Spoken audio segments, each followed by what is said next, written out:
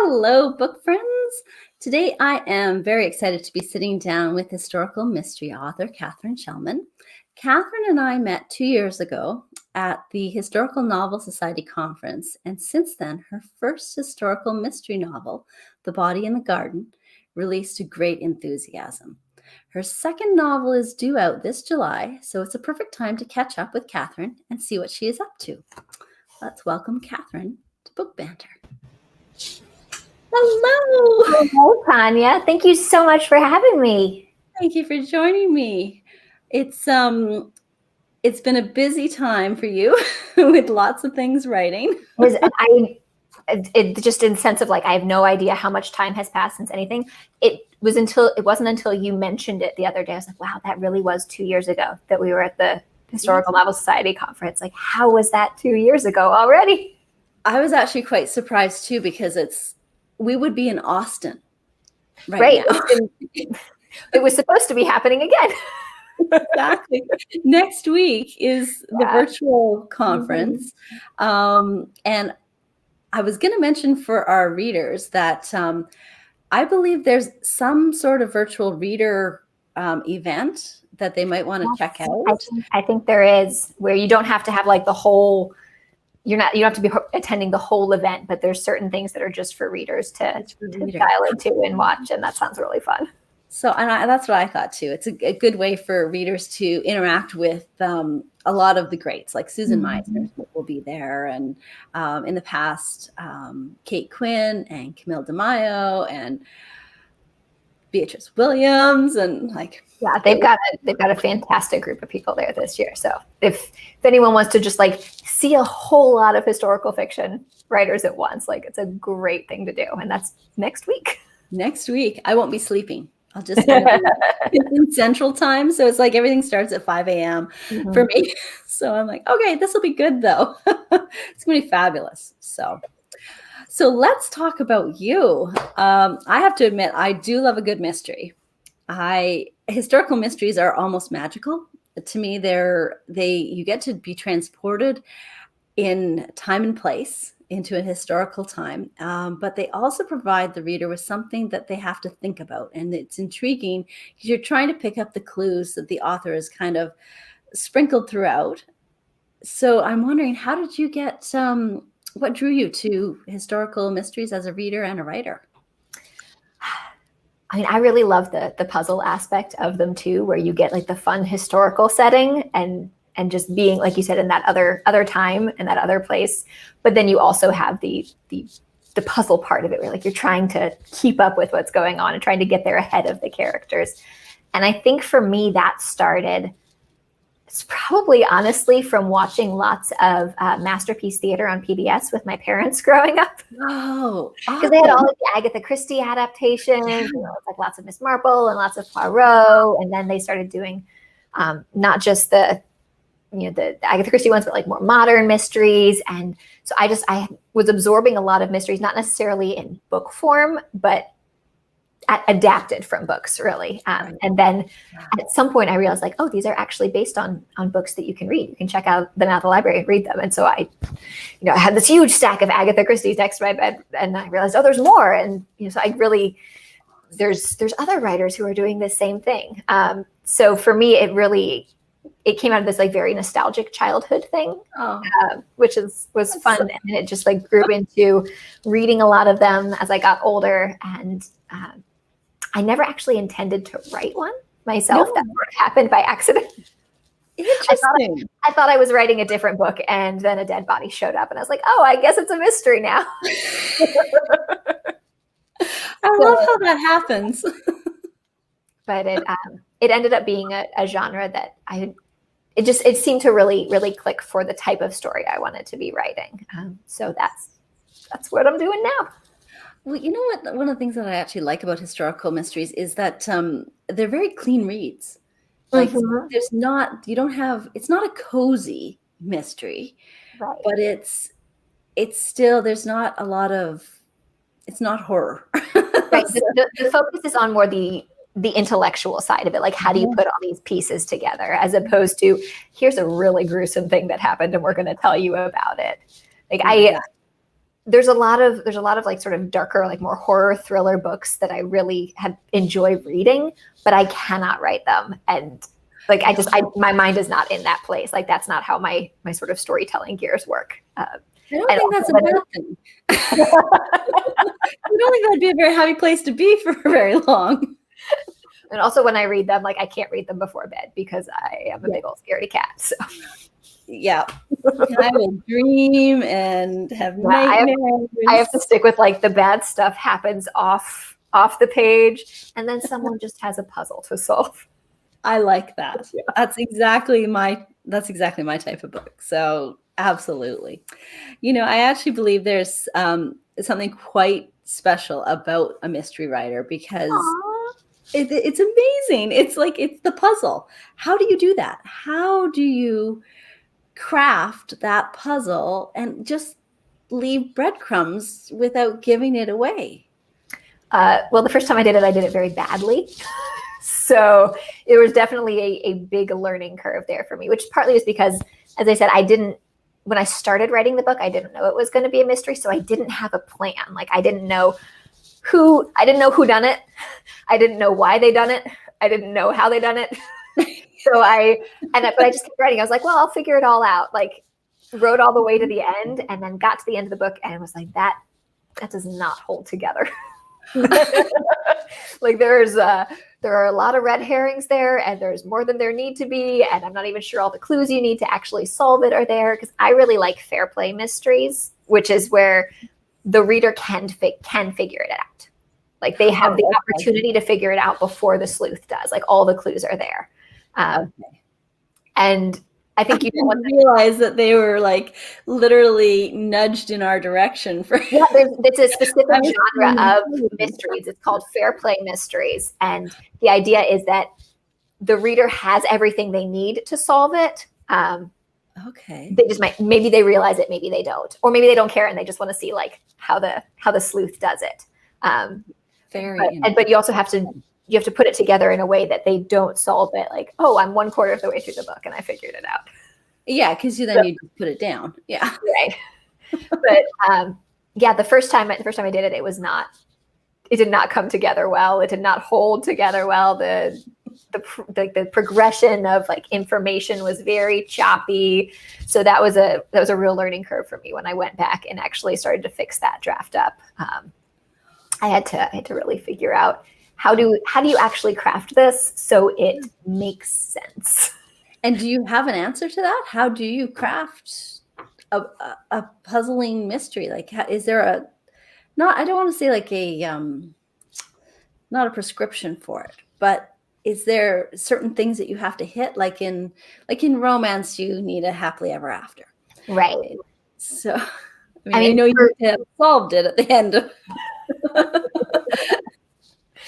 For me, I find that I have to outline. I know some mystery writers who don't, like, they have an idea of what happens and sort of maybe a little bit of an idea of why it happened, and they just start writing and they get there. I personally can't do that. I need to know sort of what the steps are in between. I need to know, who was the person who did it, and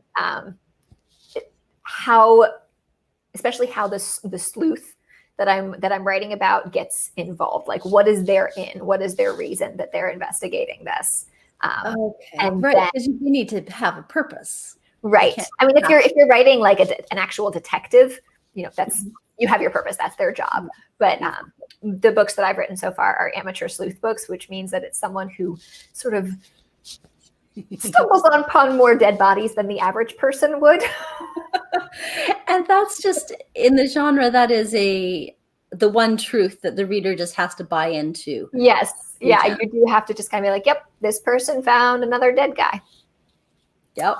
Not like you do, when you're just, strolling through the woods for the summer, like, dead body, guess I'll do something about that. Like, there's a certain suspension of disbelief that does have to occur to just buy into it. Yeah. But that makes sense. That makes sense. You do. It's fun. Yeah, exactly. Right. Like, it's, so do you instantly know who the killer is, or is it a surprise to you when you're plotting? When I first start plotting, which for me is very mental, that's when I figure all that out, like the who did it and sort of what their motivation was, and then I start outlining. For me, my outlines tend to be, it's kind of like a very short first draft. Like my outlines tend to be anywhere from 5,000 to 10,000 words. They're very detailed, and I essentially go scene by scene and write out what happens in each scene. As I work through the plot of the story. And some of those scenes will be like a 2 or 3 sentence paragraph, and some of them will be an entire page that has dialogue and notes to myself about what clues need to end up in there, and sort of how you get from point A to point B to get to the next scene. Or it'll reference back to like, and this is because they saw this clue earlier, then they noticed this now. So it gets very, very detailed, and in a lot of ways, that's really my first draft when I start to work all of that out. Yeah. So then when I'm actually writing, not to say things don't change, because they definitely do. Like new scenes come in, characters sometimes veer off and do things that maybe I didn't expect them to do. But characters, they do have a mind of their own. The bones of the mystery are there, basically from when I first start plotting, because as I discovered in the very first one that I wrote, for me, getting to a satisfying conclusion depends on having it all planned out beforehand, so I don't forget anything. Yeah, that would be my thing. It doesn't necessarily mean it's going to end up on the page. So my editor calls me out on that a lot, actually. So do you use a software? Like, do you use Plotter, or do you write in Word or Scrivener? Or I used to use Scrivener. I do all my outlines just like writing in like a text document. And then I used to use Scrivener, where I'd do like the note cards for each scene and then like write them out. And then in the middle of the last book that I was writing, I had to get a new computer, and I didn't have Scrivener for the new computer. And for one reason, I can't even remember what the problem was. I couldn't get it downloaded. So I had to switch to just drafting in Word, which was a very different experience, like just in terms of, like I couldn't move scenes around in the same way or anything like that. But I needed to get it done. I needed to get it done quickly enough that I couldn't take time to like figure out what other software I wanted to use. I didn't really have time to experiment and figure that out. So I just ended up essentially writing like, here's my starting point, and I'm going to write all the way to the end in a Word document, which ended up being easier than I thought it would be. I think because I had already had the outline and could move things around there. So I could be like, okay, here's this chunk in my outline, and I'm going to move it up here, and now I'm going to write. So that ended up working pretty well. But I feel like I need to get back into figuring out an actual software to use. It's easier. I do like the note cards and moving them around, but that for me is it for Scrivener. And then that is it. And the research notes, other than that, I like having the split screen research notes for that, where you can have like, I'm writing about this, and here's this thing I'm referencing on the bottom half of the screen. Yes. Once I was booted out of Scrivener because of the computer changeover, I actually just ended up with physical note cards when I needed to figure out some plot changes. I just wrote out what happened in each scene on physical note cards and then laid them out in a big grid on my floor and was moving them around. So it was sort of the analog version of that same thing. I've done that, and it actually works quite well. Also, I think we need something tactile. Yeah, it's part of it. It's in our head, and so we need something that is physical, whether it's a Scrivener file or actual cards on the floor. Yeah, like just something you can see, like this is moving to a new place. You don't have to like copy paste and worry that you've missed something. Exactly. That's the thing. That's a big worry. Duplicates of everything in Word documents. So do you have a favorite part when it comes to the writing process? Is it that initial twinge of idea, or is it? I mean, I think my enthusiasm levels are the highest when I'm first starting, and then when I have a complete book and I'm editing it and pulling it all together at the end. For me, drafting it can be very, very magical when I'm like in the zone and I'm like, oh my gosh, this is flowing and everything feels great. And I love the way these characters sound and like just everything's coming together. But I would say more often for me, doing a first draft is a slog, where you're just putting words on a page and they weren't there before. And you just have to make them be there. And for me, that's a little stressful. That's a little hard. It is hard. Writing isn't easy. No. And writing well is actually like the second stage of that is actually easier than the first writing. Yeah. Yeah. Yeah. I like fixing something that already exists. Yes. For me, the blank page is very intimidating. I know some people who love it. They're like, I can do anything. I'm like God. Like, I can make whatever I want to happen. For me, wow, I've never looked at it that way. I can do anything, and I don't want to do the wrong thing. I don't want to mess it up. All right. Oh yeah, I agree with you. I don't look at a blank page with that same enthusiasm. So I tend to enjoy editing more than drafting, just because I love taking something and really making it the way I want it to be. Like, okay, this is the first version of it, and now I know where I need to go, and I know how to make it really, like, to really polish it up and really make it shine. And that for me, I think, is the more fun part. I agree. Because that's what the color comes moments where you're like, I got it. I know what to do next. It literally takes very little to excite me. Mm-hmm. When that moment comes, but it's like, it could take weeks and weeks of work, and then all of a sudden you have that, woo, I got it, okay. Well, and in the meantime, you do have to just keep writing. You do. Like, even if you're not in a magical moment, you're still on a deadline, so you still gotta keep going. It's so true. It's somebody, I don't remember whose quote this is, but they said, that they always wait to be inspired to write. Thankfully, they're inspired at 9 a.m. every morning. Yeah, it's about it. It doesn't happen unless you put the time in. So yeah, and I think writers are probably one of the most perseverance driven individuals. Have to be, because if you are not doing it, it doesn't happen. Exactly. You're not putting those words down, no one else is. Exactly. That's the double-edged sword. Mm-hmm. For sure. Yeah. So when it comes to characters, I have found that they have a bit of a secret life. And the more you work with them, the more they will sort of pull and push the story a bit, and they'll tell you more about their desires and their motivations. Do your characters ever pull you in directions you hadn't intended when it comes to the mystery element of it? I would say, yes, I agree that characters definitely, they can surprise you from time to time as you get more into like what makes them tick and how they relate to the people around them. But I would say I tend to be less surprised by how they relate to the mystery part of the book than how they relate to more of like the whatever personal story is also happening. I tend to have, in the books I write, the characters have their mystery arc for whatever puzzle they're trying to solve, but then they also have whatever's going on with their interpersonal relationships and what particular thing they are dealing with as relates to the other characters. And I think those moments tend to be the ones where I'm like, oh, I kind of thought it was gonna go like this, but now that I've written it out, I'm like, that character wouldn't do that. Like, I know. So what would you do? Like, what does happen there? That makes sense.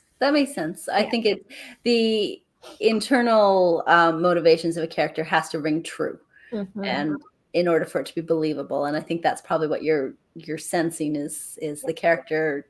If it's not in line with what the character would automatically do, they raise their hand politely at first and say, "Oh no, that's not."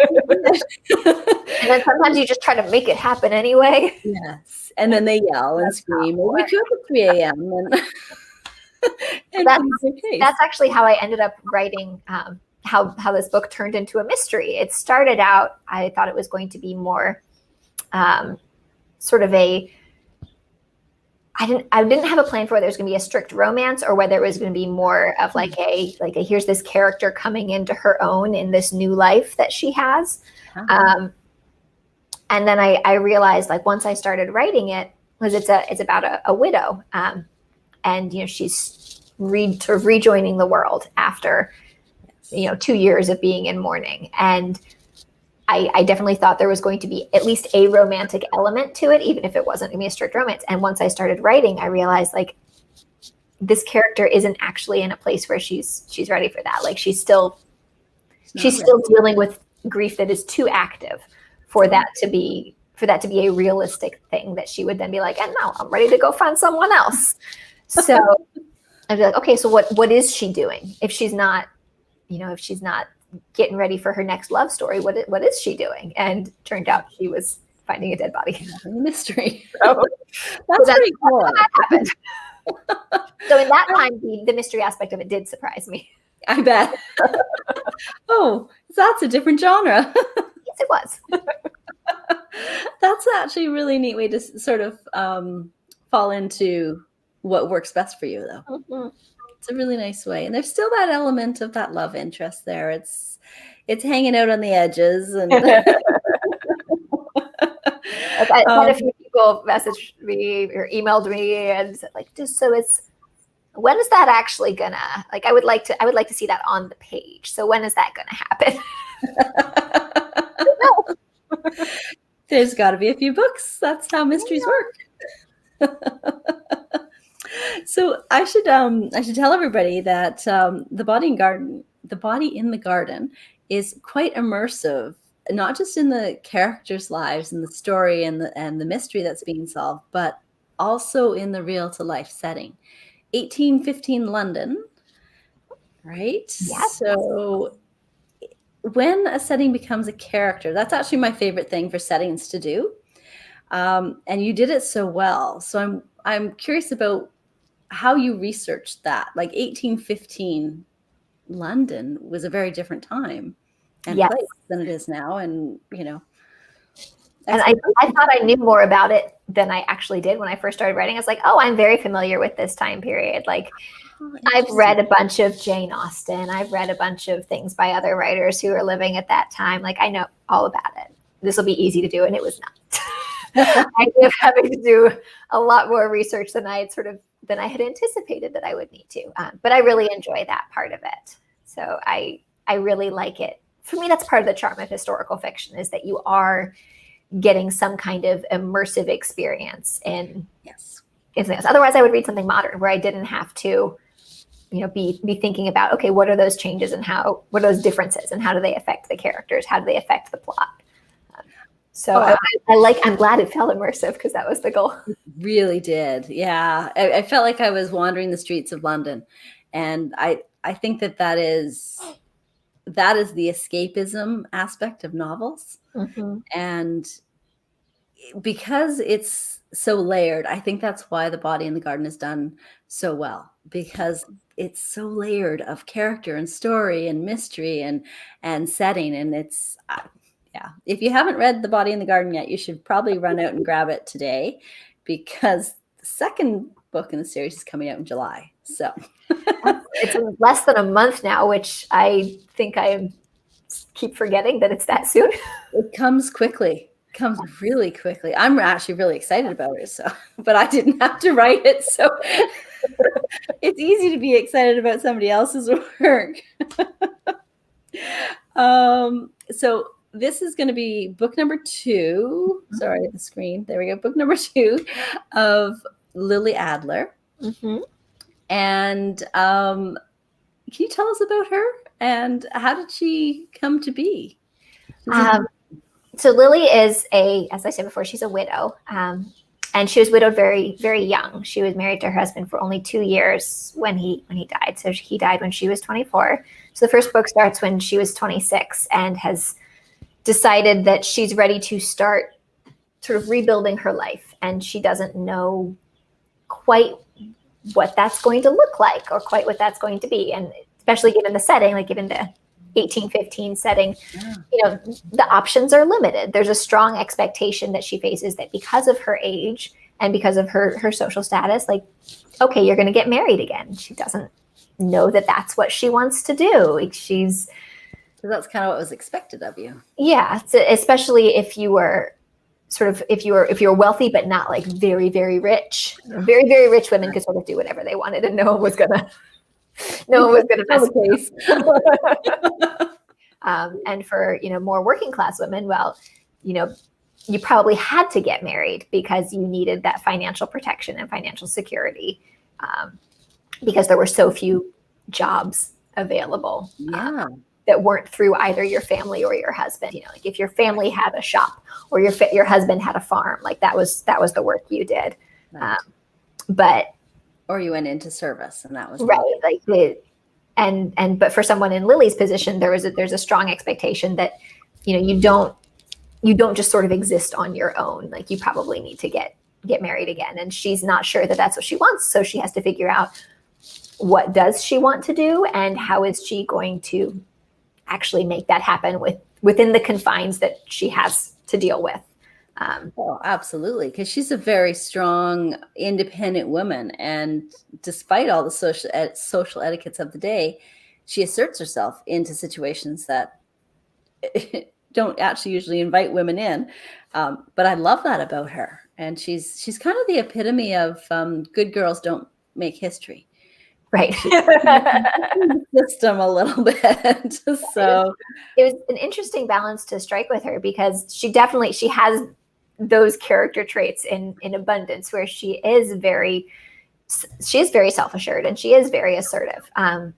But she is also very aware of what is the society that I'm working in, and how do I work within those parameters and within those confines to get what I want, without necessarily trying to upend the whole system.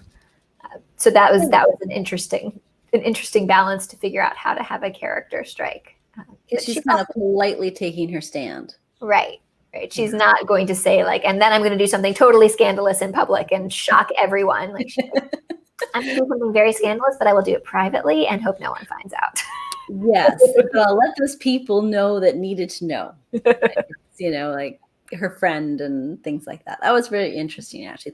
The relationships were really well done, so I thought that was pretty cool.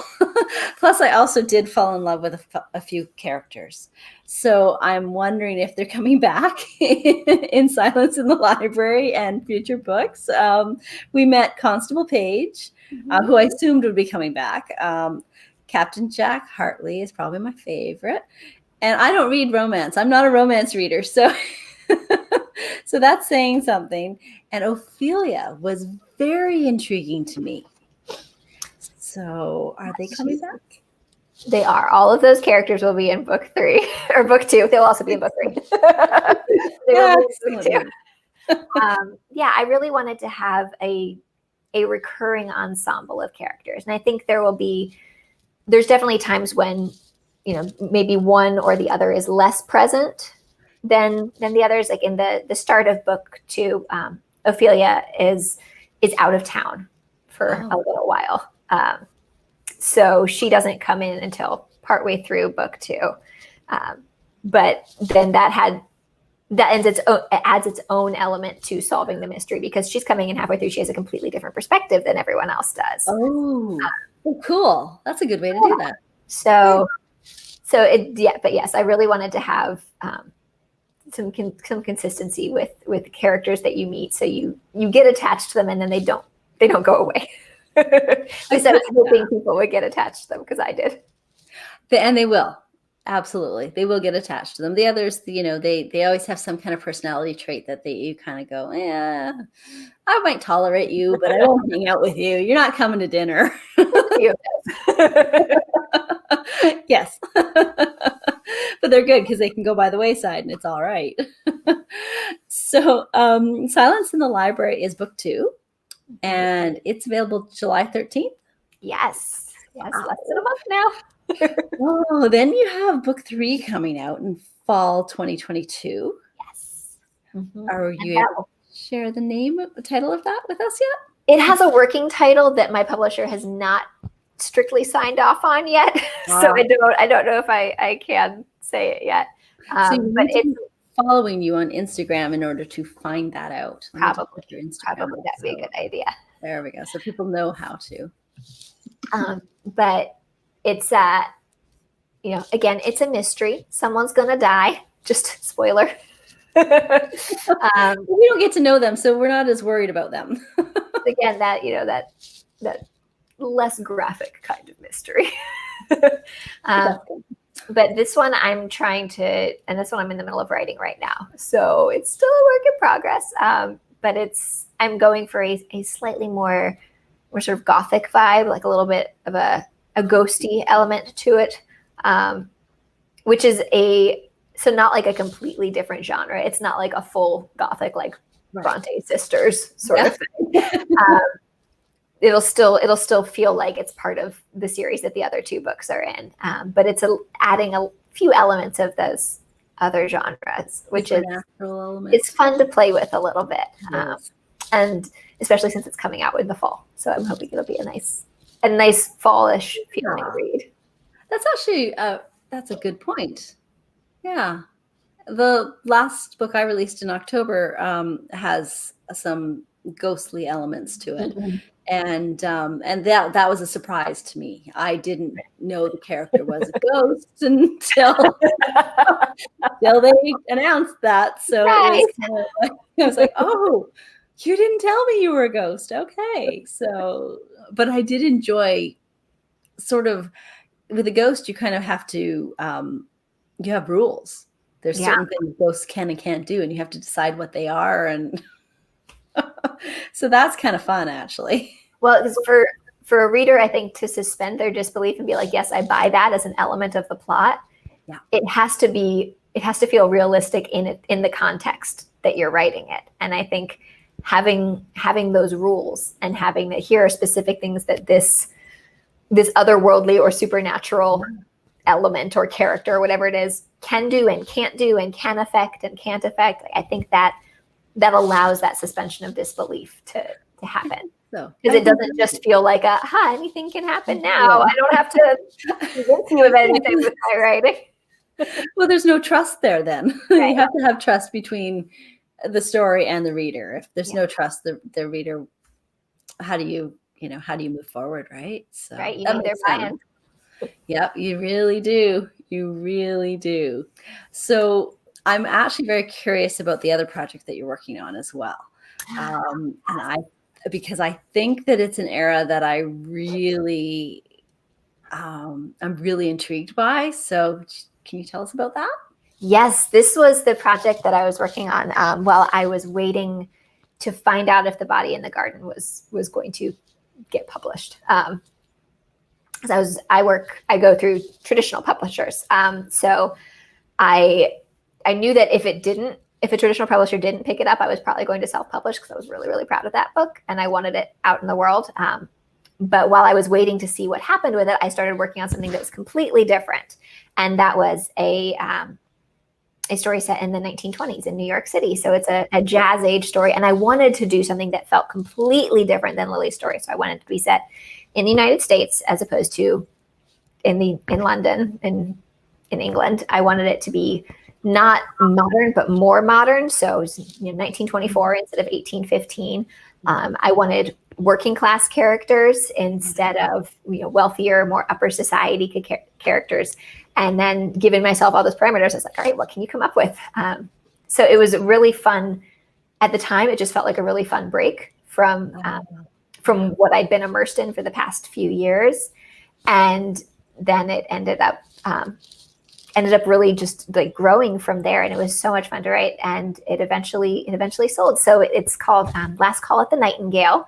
And it's a jazz age mystery. And it's a very different vibe than The Body in the Garden. It's a little grittier. It's a little less black and white. It's a time period that I think really lends itself to playing with like shades of moral gray and, characters who are, like none of them are really upstanding citizens.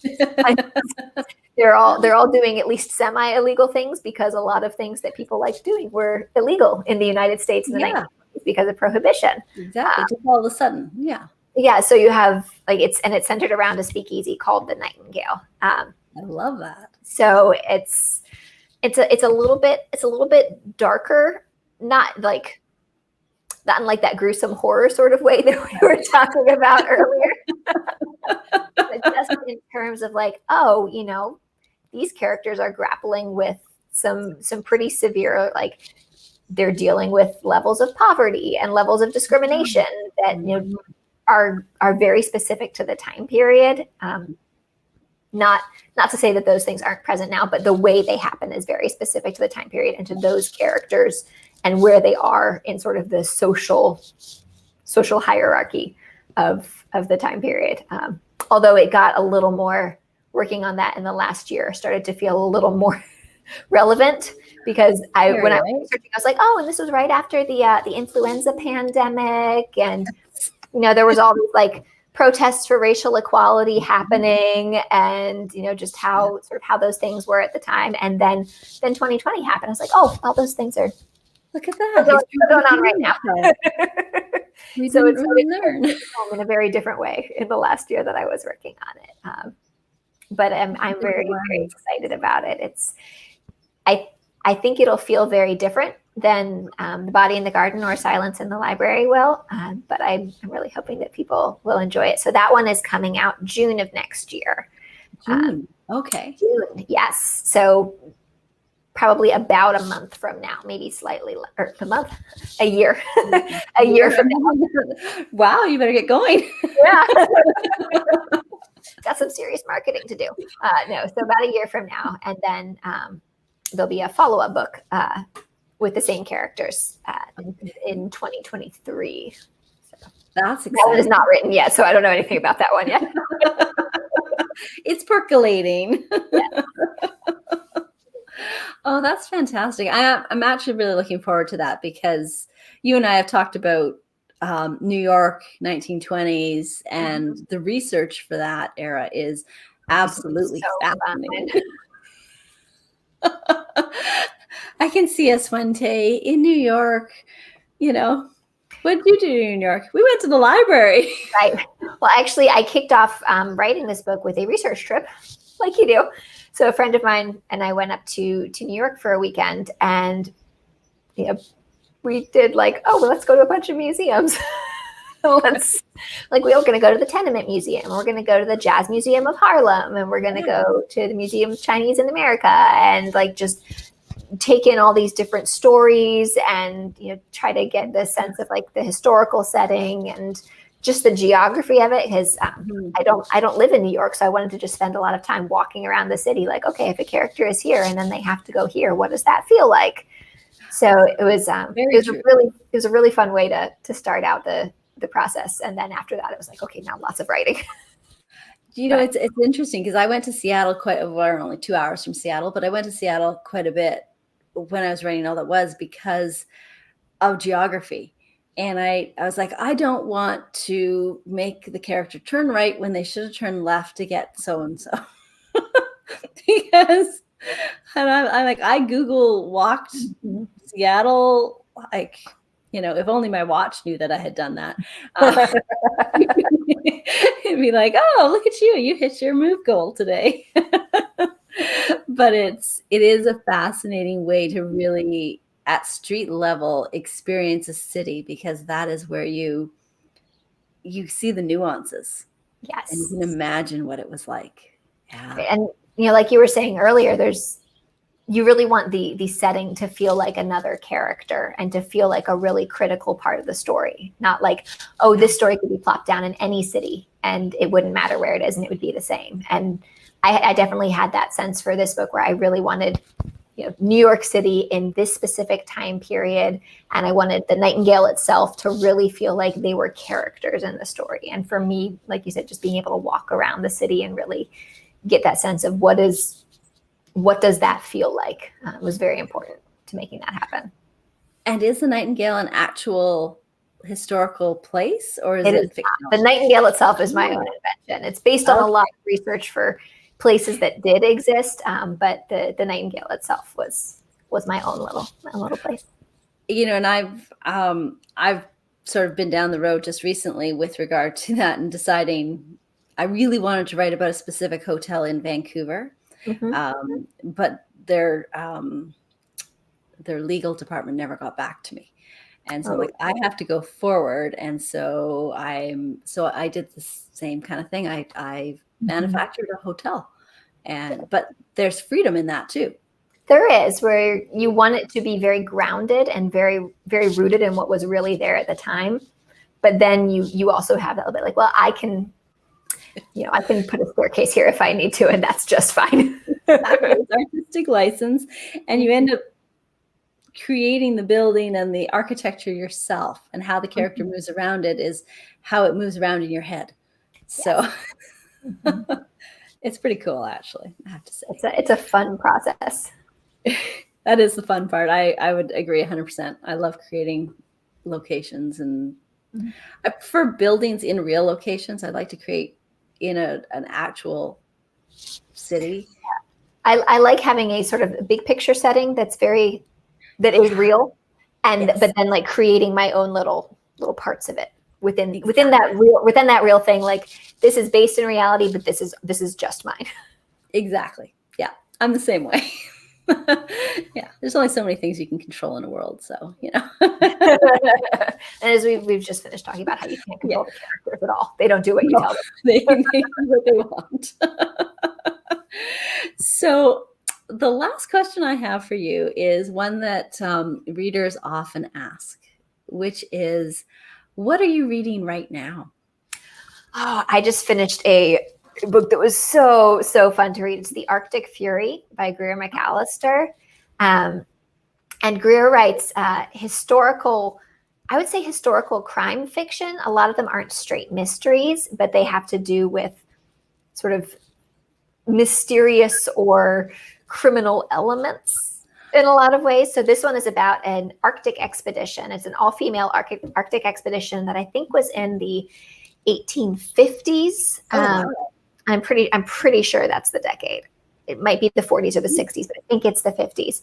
And it's based on a lot of real people and real experiences. I would have to go back to double check exactly how much of it is real people and how much of it was the blend was good. Right. But so there's this Arctic expedition leaves, and then not everybody comes back. And then the people who come back are facing a lot of questions and are facing a trial to figure out like what actually happened. That must be really interesting the way it unfolds then. Fascinating. It's such a you don't like. I was like, I'm sorry, I can't do anything else. I just have to finish reading this because I need to know what happened. So highly recommend that. And it was really a fun read for me because when I'm in drafting mode, like when I'm sitting down and like I have a deadline and I have to get a book done, I have a really hard time reading fiction in particular, because if I do, then I just want to read the fiction instead of writing my own fiction. Absolutely. So it's just like, I would rather play in a world that someone else has already made and done the work to create than have to sit down there and put those words on that scary blank page. That's absolutely true. I mean, I read a really nice mental break for me to be like, I'm just going to read this and it's going to be amazing. Because I read different genres when I'm editing for that reason. That's smart. Dissociate myself from that historical element. So I'll often read like domestic suspense or something like, I like legal thrillers as well. So something just so it feels completely different. Yeah, but it's also because the pacing is different. And so it reminds me of pacing, and it sort of ends up inserting itself into what I'm editing. So that's really interesting. Yeah, I kind of stumbled upon that. It wasn't like it didn't have a brilliant idea. And it happened by accident. You're like, oh, that actually works really well. Yeah, I'm like, I'm going to do that every time. So, that's so cool. Well, thank you so much for joining me. It was a pleasure to chat with you today. This has been so lovely, Tanya. Thank you for having me. Nice to actually see you in person, virtually-ish. Yeah. So. Since we're not going to be in San Antonio this year. No. 2 years from now, San Antonio happens again. So looking forward to that for sure. So thank you everybody for watching. Be sure to give us a thumbs up. I have to do this so that, see this silly camera. And subscribe to the YouTube channel so you don't miss any episodes. Wishing you all a weekend full of sunshine and good reads. Bye, everyone. Thank you. Bye. Bye.